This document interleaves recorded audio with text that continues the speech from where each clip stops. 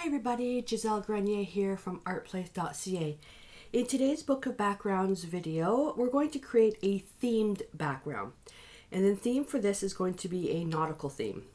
I'm going to be working on the back of this page. And this is 140 pound mixed media paper. It's from Strathmore. And I'm going to be using the Americana Decor line for the stencil, paint, crackle medium, and varnish. And I'll be using the DecoArt acrylic gesso and dimensional effects for the prep and stenciling. I'm going to go over the colors as I use them, as well as the brushes. And this is a stencil we're going to use. It's kind of cool. And I was more intrigued by this here, but I thought it would be kind of neat if we just layered that out like that. And it gives some room for here to do some work, or I can create it halfway, but I want to include the rope because I have an idea what I might want to do with this. So the first thing we're going to do is we're going to prep our background. Now, because there is something on the back, if you want to protect this, you want to put some low tack tape on the edges, as well as if you're working in a bound journal, then you just put wax paper underneath. I still find that paint does seep underneath. So if you're working on an individual page like this, you can take a piece of wax paper and just tape it to here.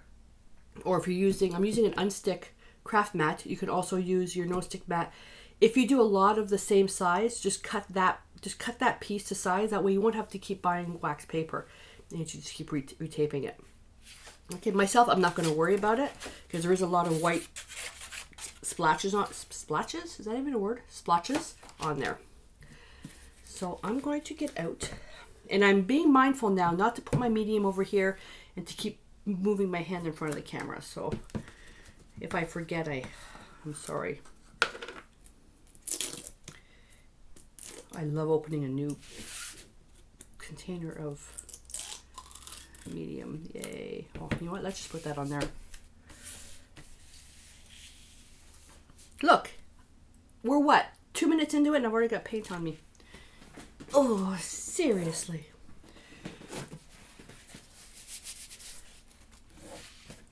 And I'm just going to take my number 8 bristle brush, my trusty brush, and I'm going to be applying this very roughly so I can get some texture.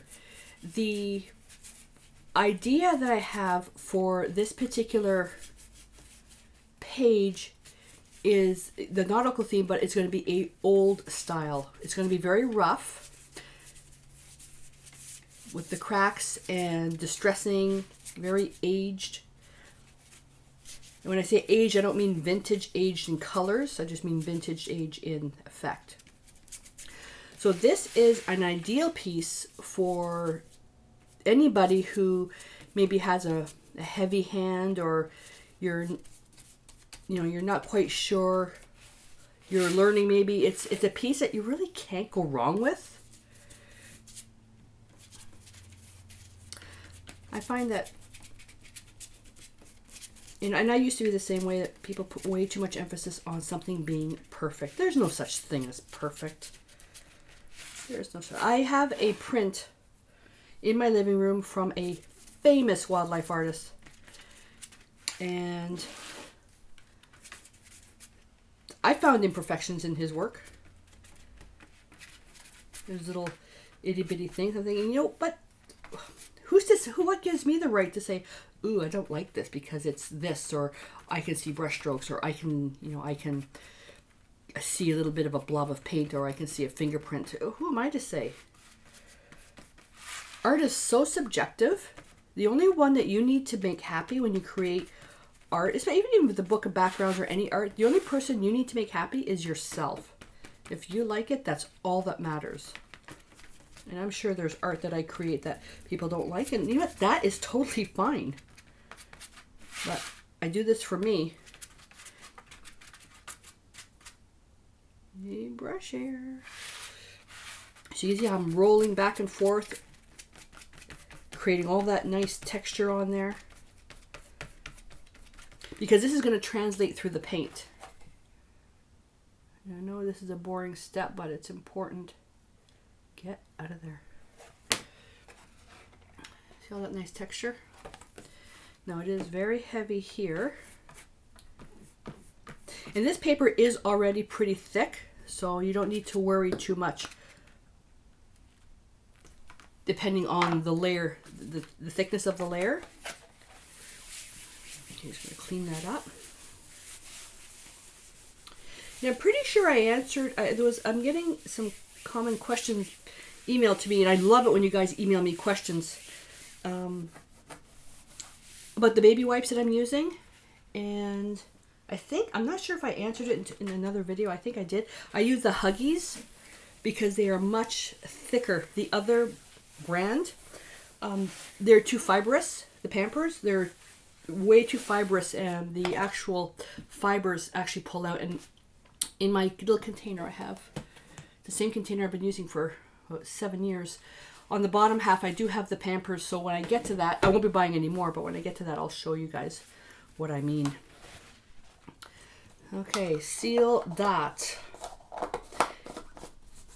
Now, I'm going to dry this with the heat gun, and I'm looking here to make sure I've got, oh, here's a nice piece. I don't know if you guys can see that. Look at that texture. Okay, so I'm going to dry this with the heat gun, and when we come back, we'll, what are we doing? We're going to paint our first layer of color.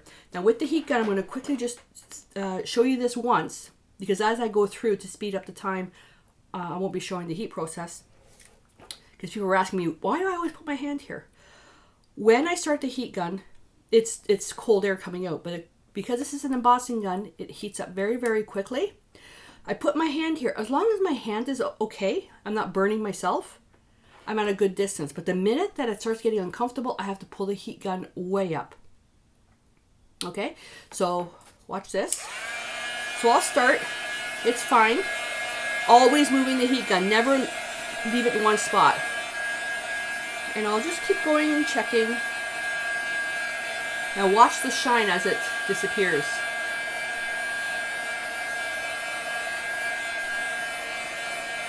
See, if I keep it still, it's uncomfortable, but if I keep moving it, it's fine. It's the airflow. If you put your heat gun too close to your page, to any surface, you're going to burn it. And then if I want to hold it, I'll just put my thumb there. But always keep the heat gun moving.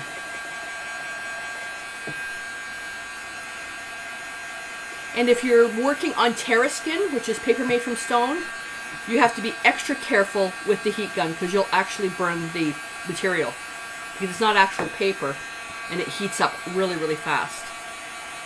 Can you see the shine disappearing?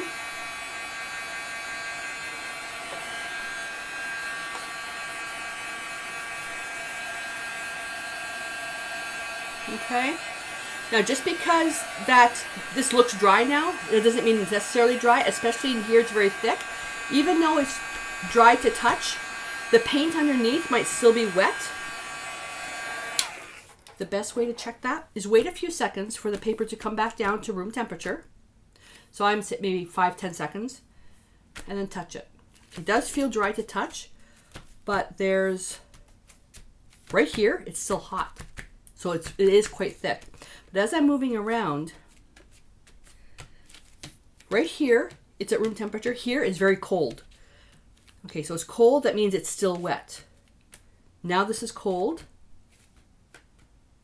This part here is at room temperature, and I can tell because it's a much thinner layer of gesso. If this is still dry to touch but still wet underneath, I run the risk of when I'm starting to paint that I actually may pull up the gesso because it hasn't cured to the paper yet. Typically, you're supposed to wait a few hours. Now for this particular gesso, 24 hours. We're not going to wait 24 hours, but they say 24 hours. If it was a professional painting though, or a commission, I would wait. I have myself already pre-primed, so it doesn't matter. But I wanted to show you the process of this, about the drying process and how to tell if stuff is dry. For the rest of the video though, when I use the heat gun, I won't be showing that process because it's the exact same thing. Giving this a nice stir. I used to shake these containers until I realized that it made a mess on the lid. I'm gonna put that popsicle stick in my water container. And I'm gonna have some paper towels ready. Now we're gonna apply a layer. This is vintage. It's the, okay, how about I just lay this up? It's the American DecoArt Chalky Finish, which leaves a beautiful, beautiful finish on this. I'm gonna be using the Royal Aquilon brush, the 1-inch glaze. And I've got two ready. For the brushes, I've got them already ready. I've got the 1-inch, 3/4, 1/2 inch. I have another 1-inch glaze, and this is actually my medium brush, but I needed two in this because I didn't want to spend time cleaning. And then the Majestic Oval Wash for the varnish at the end. Damp brush, and I'm just going to paint this. And oh, and this color is, yeah, this color is vintage. And I'm not working the edges yet because this I cannot get on the other side.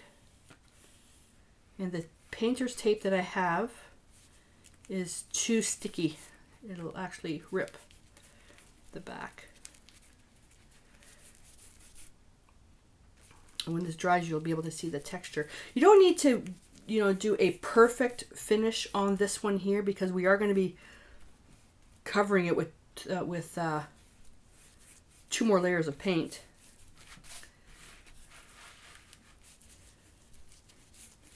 And all these layers of acrylics makes the page really sturdy.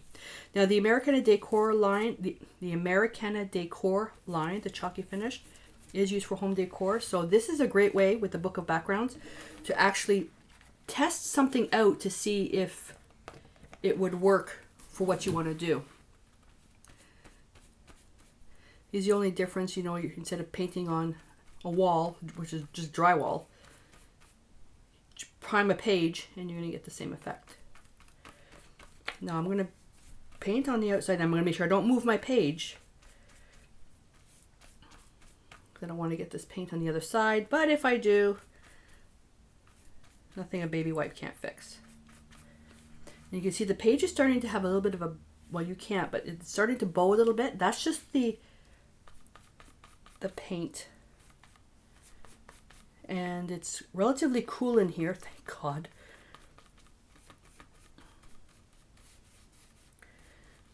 We're finally out of our heat wave, which is super nice. And then I got into the thing, okay, well, now I've got the studio lights, which were super hot. We switched everything to LED.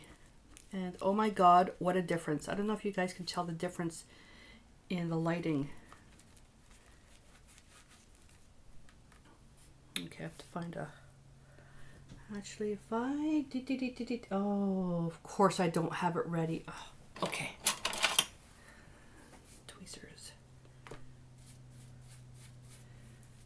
Usually I have a little stick with a point on it that I can use to hold.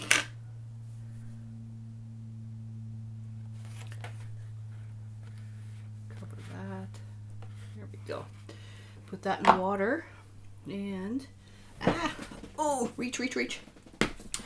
So this I'm going to put on top of the microphone remote and then listen to Joe yammer at me.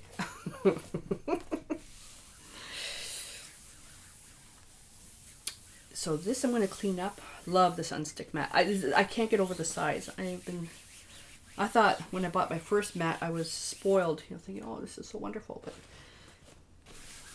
this is great. I think that the developers of Unstick, I'm going to pronounce it wrong, Dokken, I think it's called Dokken. They should make an unstick mat 2 feet by 4 feet to cover a art table. How about that?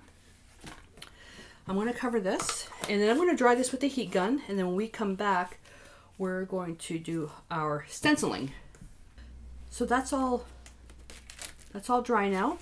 And now I've taped the stencil onto the page, and one way to make sure that it's even, because we've got these lines here, is I just aligned the stencil to the corner of the page, and then I just wrapped the tape around there. If it's a bit off, it doesn't matter. This is just a background. I apologize for the glare. And I'm using DecoArt's Dimensional Effects. This is, they call this a printable texture paste. I call it a modeling paste. It's similar to a little bit softer. and it's very, very flexible. Now, when I'm working with this, sometimes I have a habit of working top right and I work down, and then I have to keep going over and over and over. Really what I should be doing, I'm right-handed, I should be working bottom left and then working this way, that way I don't run the risk of my hand going back into the product. So I'm going to try it this way.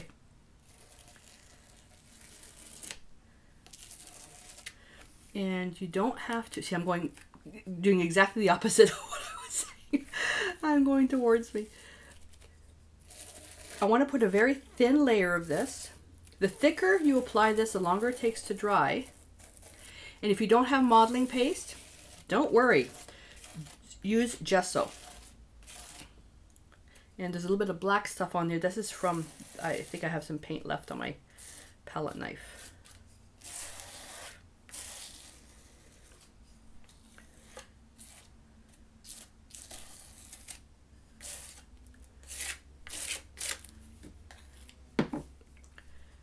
Yeah, this is a very awkward feeling for me working this way.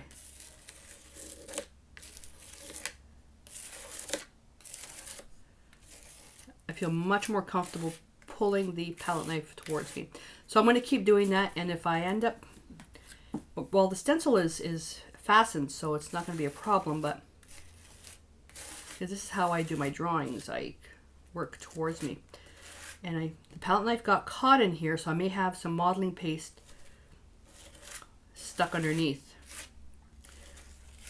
This is a very beautiful, beautiful stencil.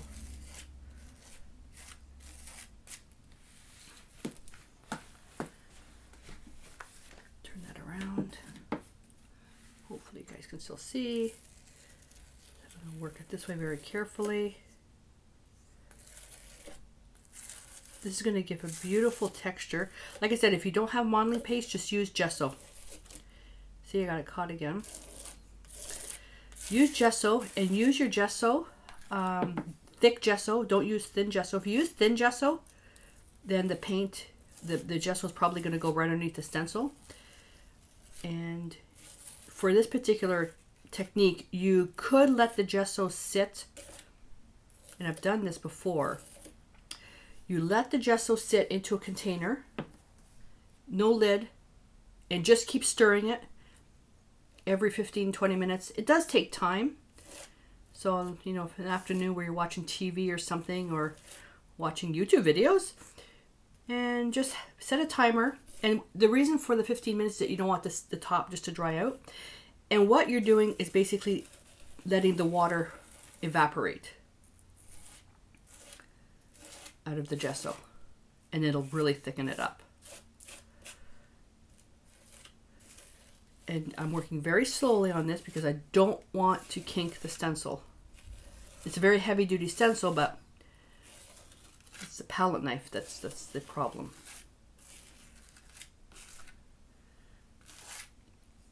Okay, I've got it all covered. And I did a very light scraping on the side here, because I'm not sure which side this is going to be bound on. I don't know if I'm going to bind it on this side or if I'm going to bind it on this side. So I don't want to have to get caught binding through a super thick layer of modeling paste. So now I'm going to scrape off the excess on here. And this is the part that I can't stand, the cleanup. I'm going to very carefully take the tape off the top side.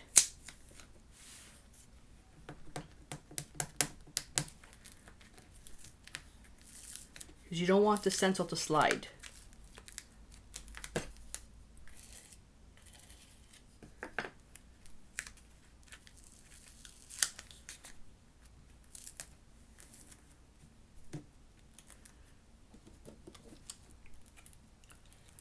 Lift it straight up.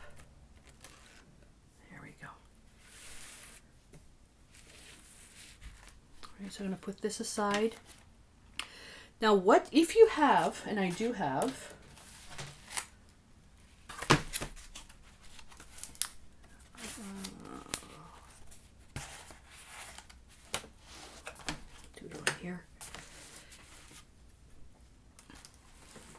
you can take your stencil and scrape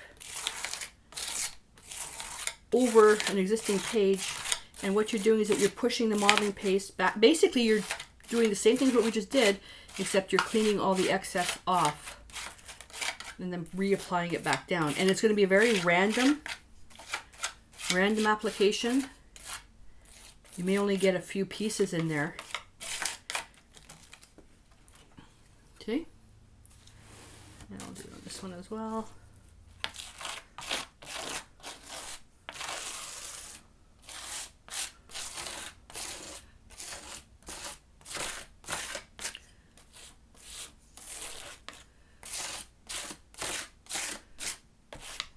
That way there's no waste. Move this aside. And now to clean this up, this I want to clean up as much as possible. I don't want this going down the drain. So I use the whatever leftover baby wipes that I have, or my Lysol wipes or Clorox wipes, whatever kitchen wipe I have going at the time. I clean everything off. And these, whatever I use to clean this modeling paste on, that goes in. Unfortunately, it goes in the garbage. All this stuff is recyclable. I try to make sure that I put stuff in the studio that's recyclable into a separate bag. Some stuff, it can't go into recycle because of whatever medium is on here. But the people at our disposal center are really good in helping me with that. When I first started segregating what was going in garbage and what was going in recycle, I actually brought a whole bunch of different samples, and I wrote a little card on it and saying, okay, this is what this is on. Can this be recycled? And they would either say, yep, can be recycled, or no, it can't be. And then whatever couldn't be recycled, I would do that. I would change up how I would use it. A lot of the times, like this here, I'll use it in a piece of artwork to create texture. I will use it to create texture. But I do not want this this modeling paste to go down the drain. All right, so I'm going to keep cleaning, and this here, for drying time, I like to let the dimensional effects dry for at least, well, in this environment right now, it'll probably be maybe 2 hours. Because it's going to get warm today, but not humid. So this will probably be drying about 2 hours. If you're not sure, create these types of things, you know, in the evening after supper, and just let it dry overnight. You'll never go wrong letting it dry overnight. All right. So I will be back, and then we'll move on to the fun part where we're going to put a dark color. We're going to put our crackle medium on, and then our light color, and then I'm going to get an extreme close up so you can actually watch the crackling take effect in real time. So this is all dry. It took about 16 hours for this to dry. It was dry to touch in about 3, but because we're going to be painting and then putting a little bit of crackling and probably some sanding, I wanted to make sure this was completely dry. So I'm going to be using a 3/4 inch brush, and I'm using Legacy. Now I have to, this is a out of the box comfort zone type of thing for me. This is really bright for me. We're going to apply this roughly. And when I say roughly, we're not going for perfect opaque coverage.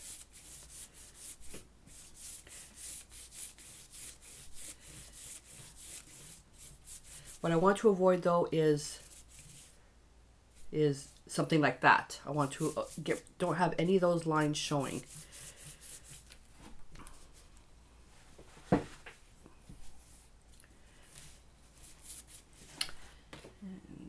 And blue, so I should be all right. We're going to be covering this, not covering the whole thing, little bits of the crackle medium. And then we're going to cover the whole thing with white. want to make sure that these pieces of the dimensional effects, I want to make sure they're covered in blue, because when we do some sanding, I want the blue to show through. That's why I'm being very random with parts that are heavier in paint and actually I'll just use a dry cloth, that are heavier in paint and lighter in paint, so it'll be different.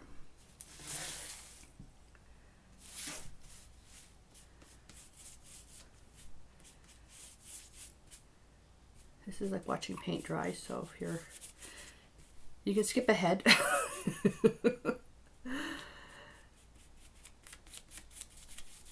I don't edit out my mistakes, so I don't think I'm going to make one here, so you can skip ahead.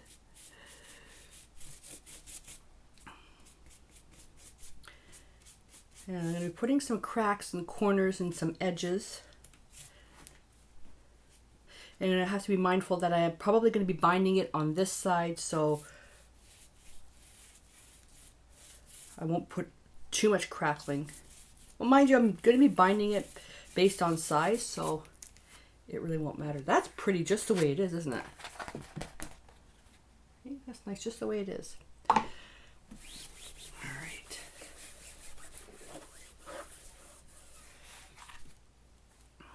And pick up that paint. This is such strong pigment paint, you don't need a lot. I will say though that when I'm finished the containers, I'm going to the small bottles. They're just easier to handle when it comes to using for mixed media. For home decor stuff, no, these are perfect.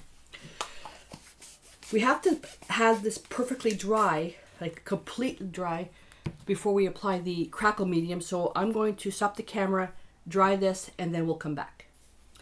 So as opposed to using one-step crackle from DecoArt, this particular product goes on top of the painted surface.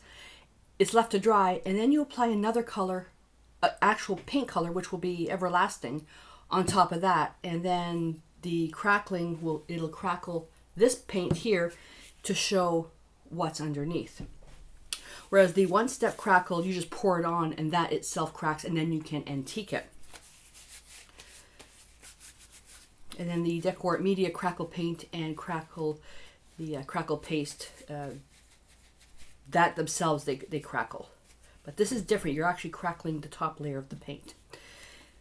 I'm only going to be applying a very small amount of this.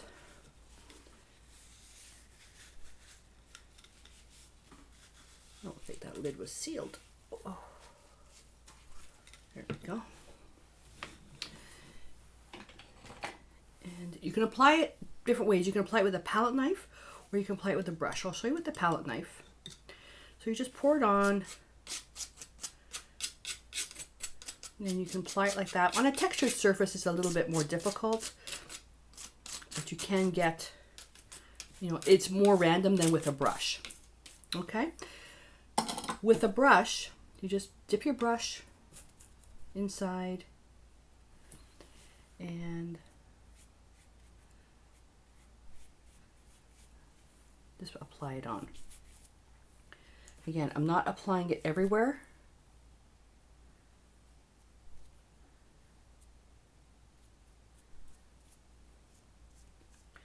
Corners and edges, areas that would typically be well worn.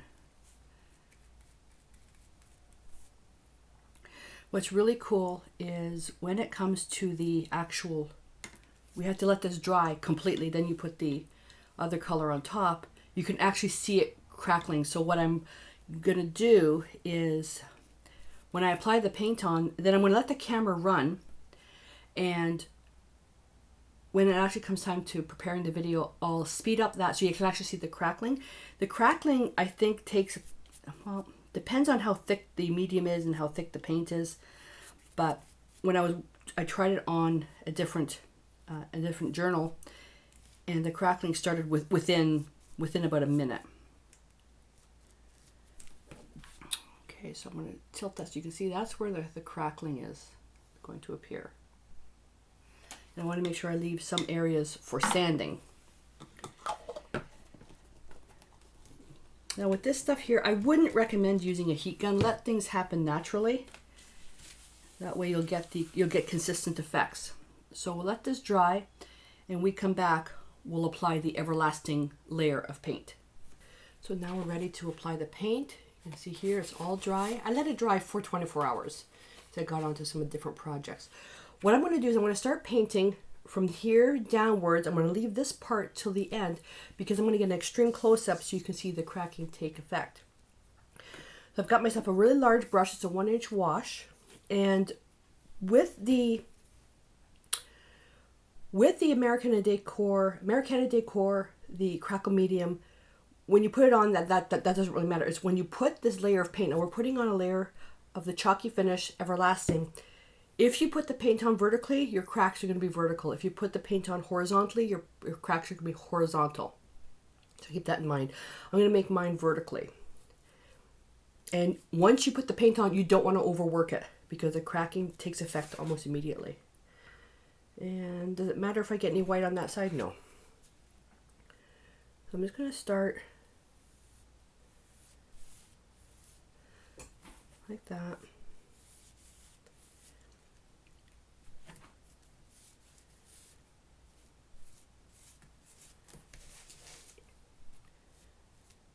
Let's see, is it starting?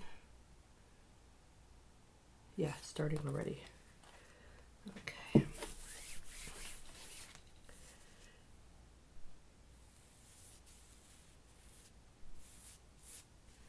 I'm going to add a little bit of water to this just to make the paint a bit more fluid.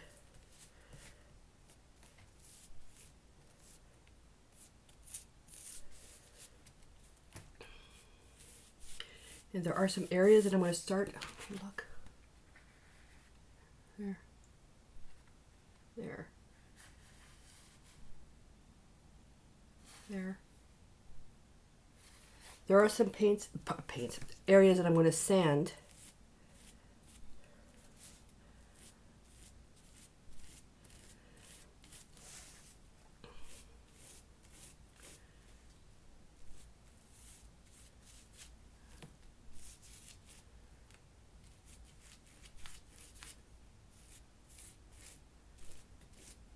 Okay, I'm going to get a close-up now. I think this is one of the best products to actually see an effect see an effect happening in real time. Okay, put on the paint. Look. And this, you can't speed up the drying time. What's happening here? Here we go. This one's starting. Here. Look at that. I'm trying to look to see if I can actually find one forming, and you can't because they're so tiny. I think it's absolutely beautiful watching something actually being created, and it's all chemistry of how things take place, but I think it's absolutely fascinating. Isn't that cool? In real time. That is so neat. And the more paint you put on, you can see between here and, oh, I didn't have any here, but here the cracks are a bit smaller. Here the cracks are much larger because I put a lot of paint here. A lot of paint. I cannot rework this area now.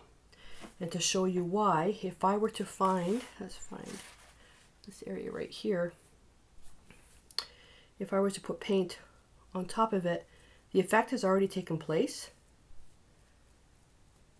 So basically you're just covering it up. Because you already have a layer of paint on there, which is what's cracking, and now this layer is on top of that, and the medium isn't actually even reaching it. So unfortunately you can't rework an area that's already had paint on top of it. So I'm just going to do a work around, a go around, so you can see. I'm going to have to turn this because I haven't cleaned my table yet. So you can see where it's very lightly applied. That's beautiful. Let me just pick this up.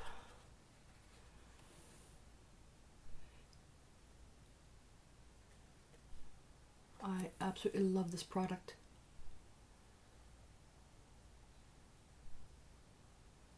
And it's not so overwhelming. This is the one we were showing the close-up on. Look at that.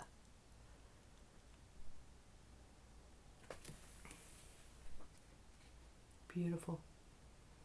If you put the paint on too thick, it has a harder time doing the cracking. Like there wasn't any, I don't think I put any cracking medium here. I didn't put any here. But this needs to dry now, and with how fast it's drying, it's not going to take more than 15 minutes for this to dry. But just don't use your heat gun to dry this. Let things happen naturally. Because you need the paint to be able, where it made the contact with the crackling medium, you need that chemical reaction to take place. So it's all dry, and now what I'm going to do is I'm going to touch up some areas where I want to cover it with more paint to make it more even, because I want this primarily more white.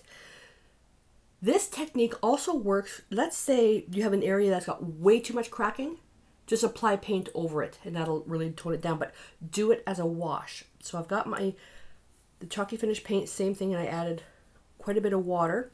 You can also have a baby wipe handy, just to make sure, and I want to even this part out, so I'm just going to very, very light wash and lose some of that cracking there. I just want to even this out. Now, if you by chance don't have enough cracking on here, you can do this in layers, which is so cool about this line. So I've covered this up a little bit. The cracking is still showing through, but let's pretend I put way too much paint and I got distracted and everything dried. I can then, once this is covered, I can then put more cracking, the Americana Decor crackling medium on top, and repeat the steps. So I could do this, put more medium on, put a contrasting color, or paint the whole thing over, put more blue, then the medium, then the white. So you can layer this. But applying the paint, even this is still a little bit too wet or too dry. Very, very lightly.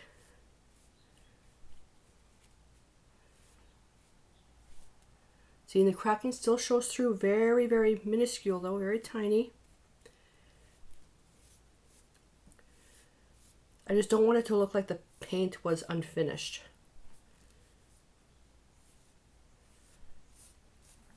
I only wanted little bits of cracking.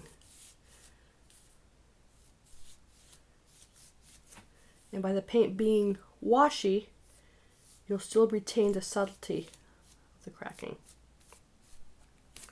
Oops, got my DNA in there again.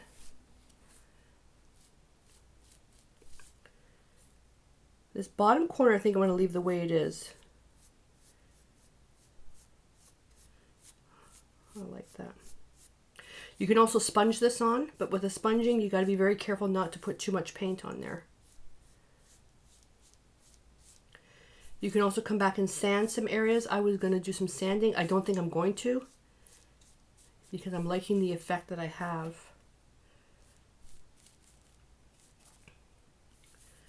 Make sure your paint is nice and soupy. All we're doing is just applying a wash. You put too much paint on there, and if it's really, really opaque, it's going to cover all the cracks. But to make this even, because this really stands out now, just apply a very light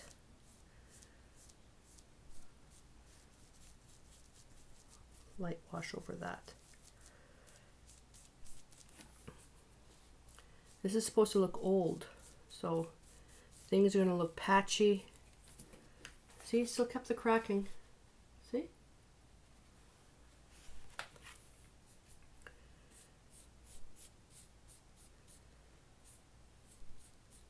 I only want the cracking on certain spots. I don't want it everywhere. I'm also working under studio lights, so the drying time, it was pretty quick. You at home can, if you're, depending on where you're painting. Now see here, I had paint here and it came up. That's because this area is tacky and it's time for me to let this dry. This part now I can set with the heat gun. And I'm just going to continue on. So as it's drying, you see the cracking. I still want to mute some of that down. And yes, I could have just applied cracking in certain areas, but it was a techniques video, so I wanted to show you in as many possible places what it would look like with the cracking.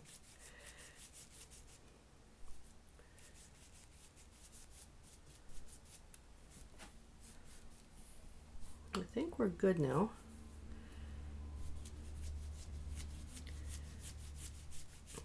Make sure I've got a good, this part over the stenciling, I want there to be a good amount of paint on there because this is going to be where I'm going to be building my art.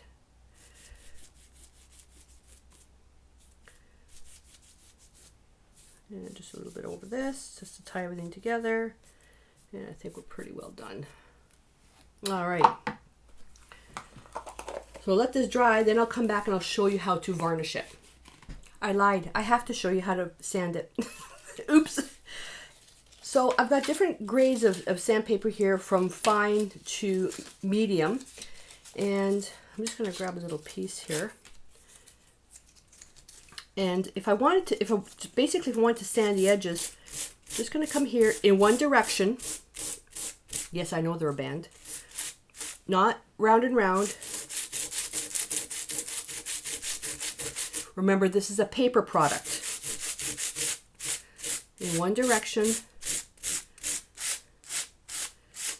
Okay, see this line here? That's because of the edge of the sandpaper. So I'm going to get something a little bit bigger.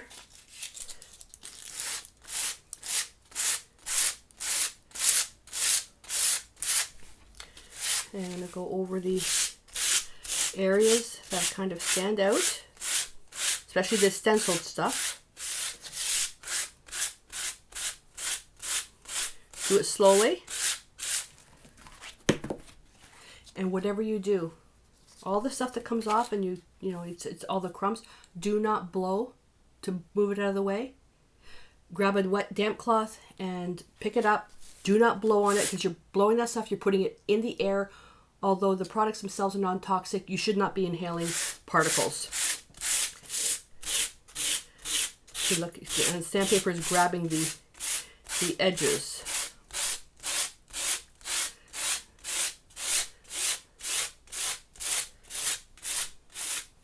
There we go.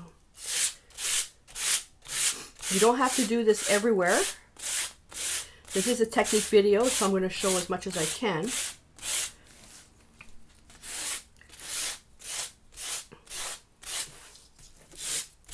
I'm going to go this way now to catch the bottom part of the stencil. This way catches the top part.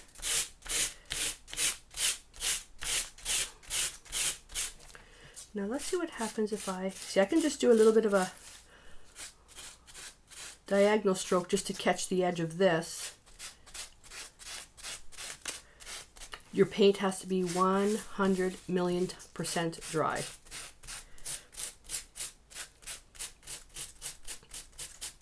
There's so much detail in here that just doing horizontal and vertical isn't going to cut it the one direction. But when you're working on a large flat area, then yeah. This is too white for me.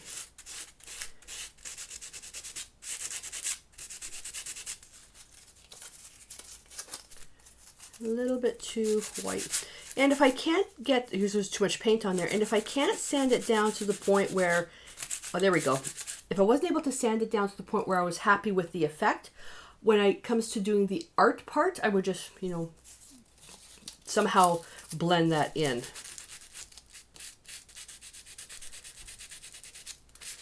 There, that's fine.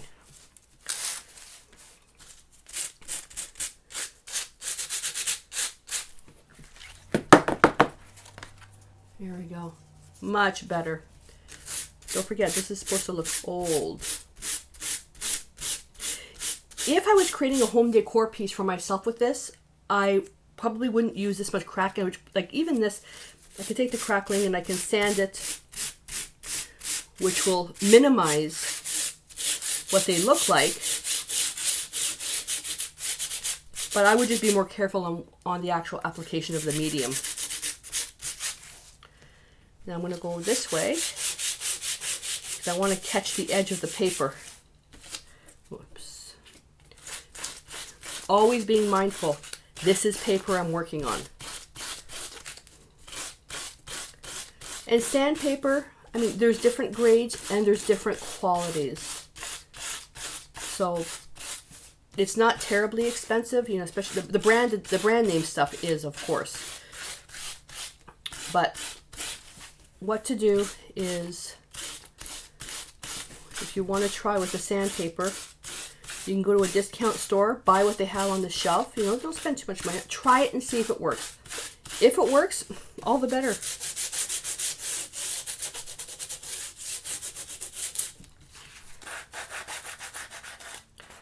Whoops, I just bent my paper.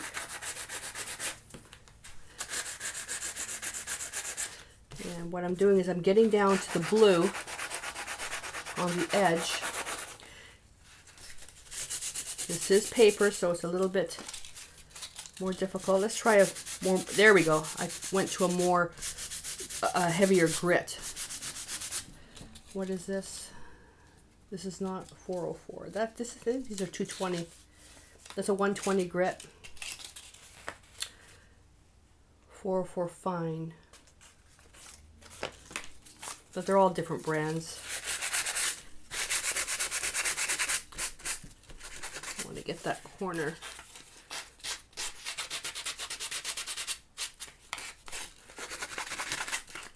This one's being really difficult. There we go.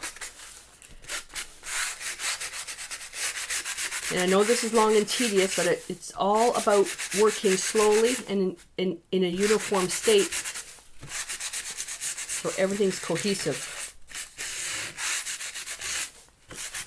Remember, don't blow the part. So all this dust particles, don't blow it.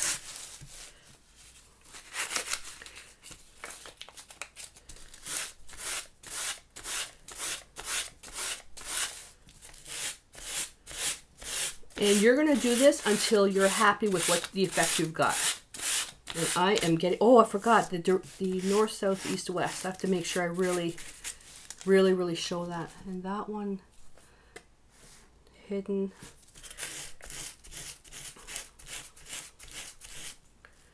So all I have is the west and south.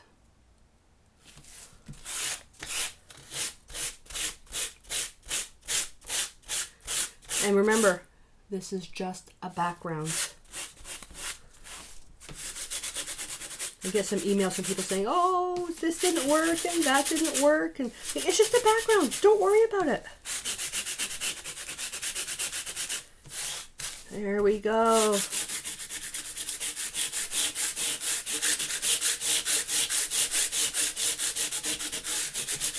See, now the crackling is almost all disappeared there. There we go. The only thing I can't get into is these little divots here. But I'm thinking by nature, these might not be so distressed inside here because this sticks out. But mind you, with nature, water would be pooling in there. Water would be pooling.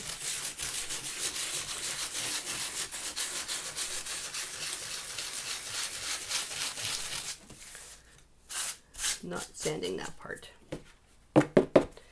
All right, so baby wipe.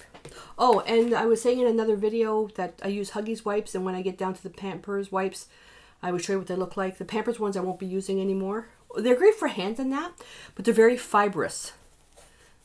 They get caught in everything. So for art, these are not my favorite. But for general cleaning of the hands and that, yeah, they're fine. But for the type of art that I do, no. And in their defense, they didn't make the product for creating art. I actually prefer using Clorox kitchen wipes, but sometimes when I use it too much, it makes my hands very dry. Then I have to put cream on it, and then depending on the artwork that I'm working on, the cream leaves a residue.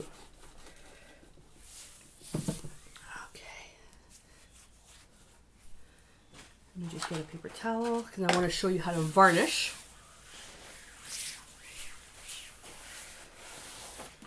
This has to be dust free. So this is where these wipes would come in, and I'm just going to take the cloth and just go over. When Joe and I were doing a lot of functional furniture pieces. Now, that's not the paint coming up, that's the dust. We were doing a lot of the home decor pieces a few years ago. We would actually use a wax tack cloth. And it's a cloth that's waxy, which picks up everything. And we figured with the expense of what that stuff costs, it's easier just using wipes like this, because this we can rinse out and then use again for something else. I could have used a kitchen wipe. These dried ones here, I could have used that. Just make sure that it's not sopping wet. You just want it just enough. See, there's still some dust on there. You want it just enough to wet enough just to grab the dust. I would say use a brush to brush it off, yep, but you have to be very careful. I have a drafting brush, which is what I would use for that. And it's a flat brush, long. Not going to tell you about it, I'll show you. And you just brush it to one side, okay? And then you just take that and then brush it onto a piece of paper, and that goes in the garbage. Okay, that's all good to go now. And I'm going to just quickly give this a dry with the heat gun, because this has to be perfectly dry before we put on the varnish. If I had done this on a thicker piece of cardstock, I actually still might use this for my cover. I love that. I love that. Nope, I know what I'm going to use for my cover. DecoArt has a line, it's in the same Americana Decor line, Paris themed stencils. That's what I'm going to use. I'm going to use same to change up the colors though. There we go. Okay, varnish. You don't have to varnish it at this point because we're still going to be building art, but I want to show you how, in case you try the technique and you know, you want to put it, let's say you want to create this on a piece of wood, which by the way would look freaking awesome. If you want to do this on a home decor piece, you really should be varnishing, because in your home, with the elements of cooking, steam, dust, you know, hallway traffic, all that stuff, you really should varnish your piece. It makes it easier to clean, especially because this is very dimensional. Okay, it's very, very thick.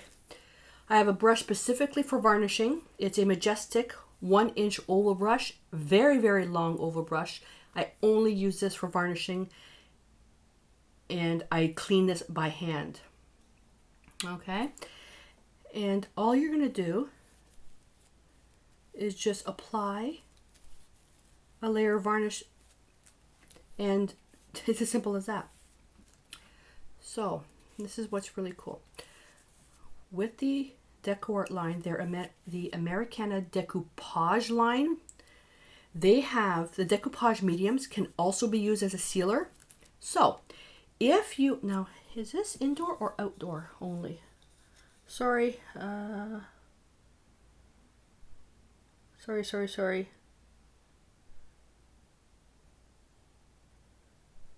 It doesn't say, oh, interior, exterior. Okay, so you're good, interior, exterior. The DecoArt decoupage line, they have one of their mediums is an outdoor medium as well. So that is really good. So this is really nice. And when you start feeling some tackiness, you got to stop.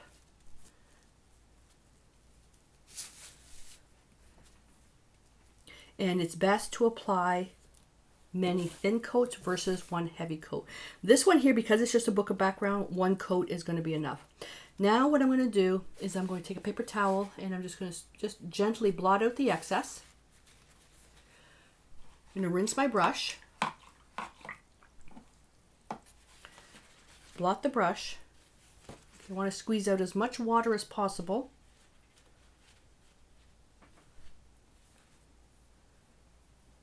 And now I'm just going to just lightly feather over. And what this is going to do is just going to smooth out any heavy paint ridges, any of the ridges. Actually, we don't really have any. That's the purpose of using a very, very smooth brush. And this as well, it has a bit of a self-leveling component to it. See here, I put a little bit too much on there, so I'm just going to remove just a little bit. And now the brush marks are gone.